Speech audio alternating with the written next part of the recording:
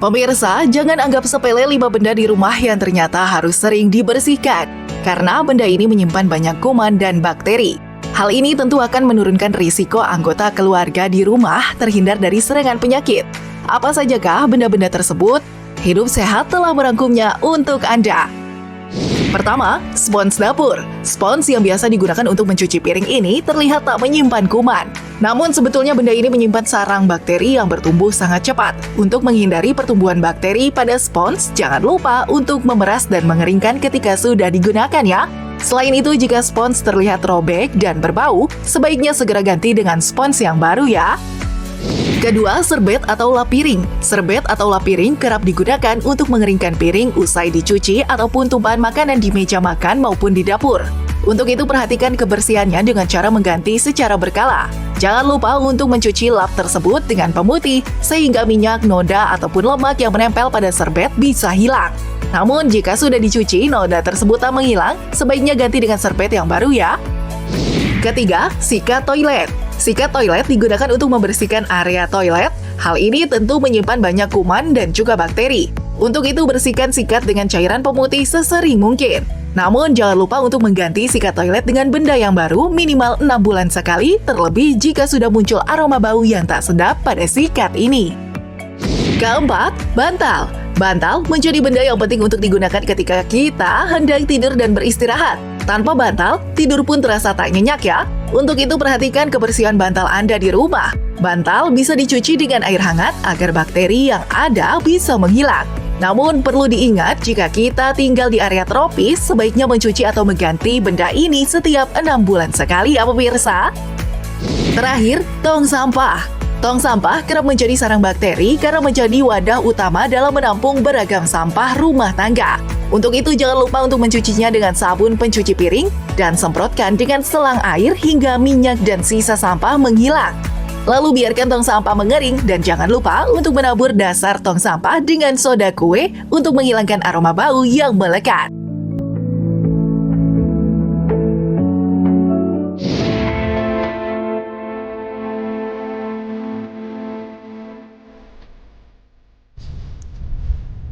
Pemirsa, mikroorganisme adalah sejenis organisme yang berukuran sangat kecil. Kita membutuhkan mikroskop untuk sekedar bisa melihatnya.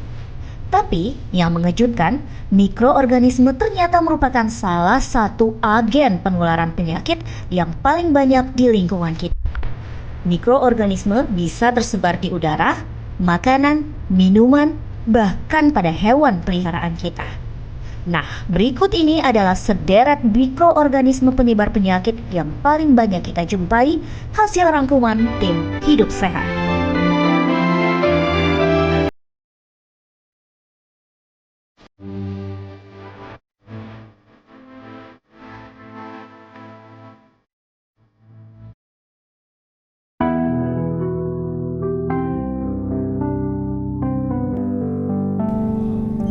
Pertama adalah bakteri atau biasa kita sebut kuman.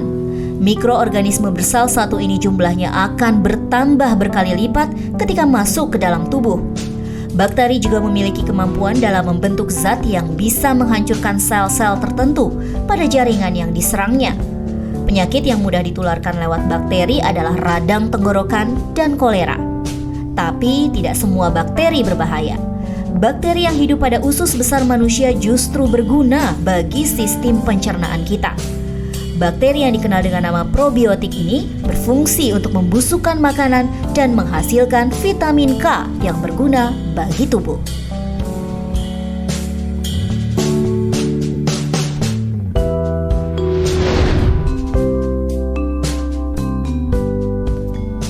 Berikutnya adalah virus. Virus adalah agen penyebaran infeksi yang hanya hidup di dalam sel organisme lain. Virus dapat menyerang semua jenis makhluk hidup, termasuk manusia, hewan, tumbuhan, bahkan bakteri sekalipun. Cara virus menyerang manusia adalah dengan mengambil alih inti sel dan mengubah isinya sebagai cara untuk memperbanyak diri atau berkembang biak. Dalam prosesnya, sel tuan rumah justru akan musnah. Beberapa penyakit yang disebabkan virus adalah polio, influenza, campak, hingga AIDS yang ditularkan oleh virus HIV.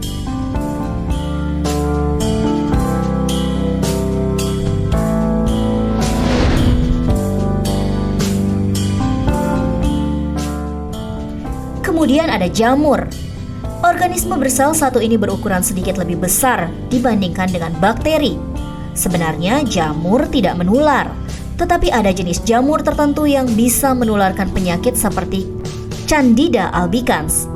Habitat asli jamur ini memang berada di tubuh manusia, seperti pada saluran pernafasan, mulut, vagina, saluran pembuangan, dan bagian tubuh lain yang bersuhu hangat.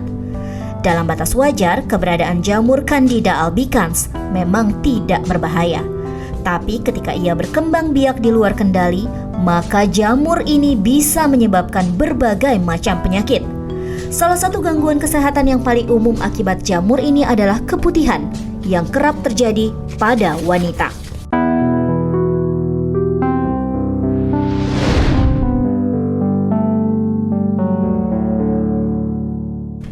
Mikroorganisme terakhir adalah cacing. Jenis cacing yang sering menimbulkan infeksi adalah trichinosis atau cacing gelang. Cacing ini banyak ditemukan pada hewan-hewan liar pemakan daging seperti babi, rubah, atau serigala. Pada manusia, kasus yang banyak terjadi akibat mengkonsumsi daging hewan-hewan yang menjadi indung dari cacing tersebut. Ketika cacing ini atau telurnya masuk ke dalam jaringan tubuh manusia, biasanya mereka akan menetap di saluran usus, hati, atau kulit. Diare adalah salah satu penyakit yang disebabkan oleh infeksi cacing gelang.